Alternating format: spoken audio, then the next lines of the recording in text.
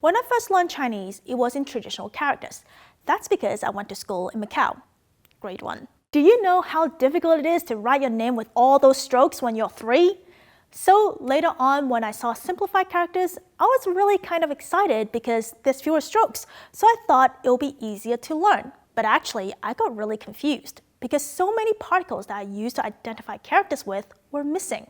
It actually became harder for me to learn. I started to use 注音 and 拼音, but I could never recognize the tones or understand the words because it was in English. So, how did Simplified Chinese come about? Under the guise of modernization, Chinese liberals and communists in the 1900s pushed the Latinization of Chinese characters. It was an effort to erase the past. Luckily, they didn't succeed. But they did invent and impose Simplified Chinese in the 1950s. Seeing traditional characters are actually easier for me because you learn the culture and stories behind each word. Let me tell you a couple of examples. Before we begin, please smash that like button for the YouTube algorithm. It really helps more people see the video. The word for love, ai, ngoi. The traditional version looks like this, and the simplified version looks like this. Can you see what's missing? Yep, right in the middle. The character for heart, xing, some, is missing in the simplified version. Now, how can you love without a heart? Qing, can is the character for having a close relationship, relatives, or kiss. The traditional version looks like this, and the simplified version looks like this. The missing character is jian, yin, which means to meet or see. How can you keep close to one another without seeing them? Actually, jian has a simplified version too. The character mu, mo, which is I, is no longer there.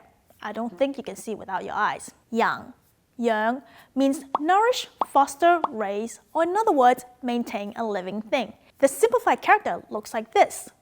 There's no longer a shi or sek, which means food or eat. I don't think I can live without eating. Fei or fei, oh, almost the same. It's fly. It's got 2 wings and a sheng, seng, which means elevate. The simplified version is this. Now you're a lame bird with only 1 wing. Kai, hoi, and guan, guan are open and closed. The character surrounding it is men, moon, which is door. The simplified version doesn't have a door, so there's nothing to open or close. In simplified Chinese, some non-related words also share the same character.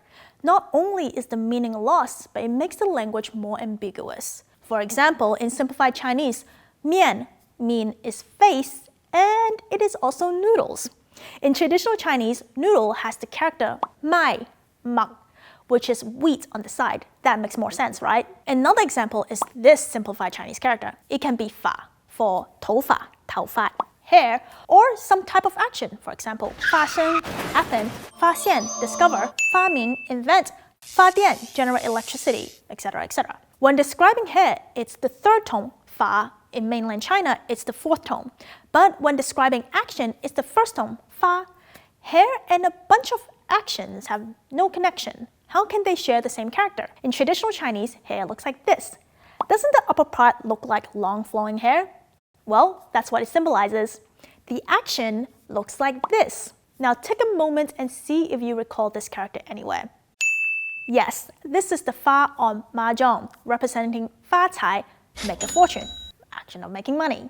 So when you combine these 2 completely different characters into one character, sometimes things get a little lost in translation. For example, in simplified Chinese, if you see these words, it can mean to send out, 散发, or messy hair, 散发. Am I saying it right?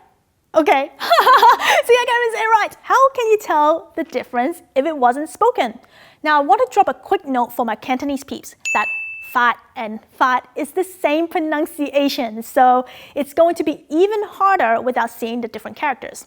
Now, besides the missing physical attributes of the character, in the simplified version, the morals behind it might be gone too. For example, the word ting, tang, which means listen or hear, the left part over here, yi, means ear. The right part is the same as the tak, virtue. There's also a yi, yat, one, and a xing, some, heart in it. See, look at what you guys are doing to me. It's so hard to say all these things. There's a phrase in Chinese, yi xing yi, yat sam yat yi, which means concentrating one's thoughts and efforts on one thing. The ancients believed that listening to others with concentration without any other thoughts is a virtue. I think that works nowadays as well. Let's look at Ting in Simplified Chinese. There's a 口, hao, which means mouth on the left, and a 金, gan on the right. There's a phrase called 斤斤计较, gan gan gai gao, which means to be calculating and unwilling to make the smallest sacrifice. So you're basically listening to use your mouth to argue afterwards. Actually, traditional Chinese has this character too. It's called yin, which means laughing with your mouth open.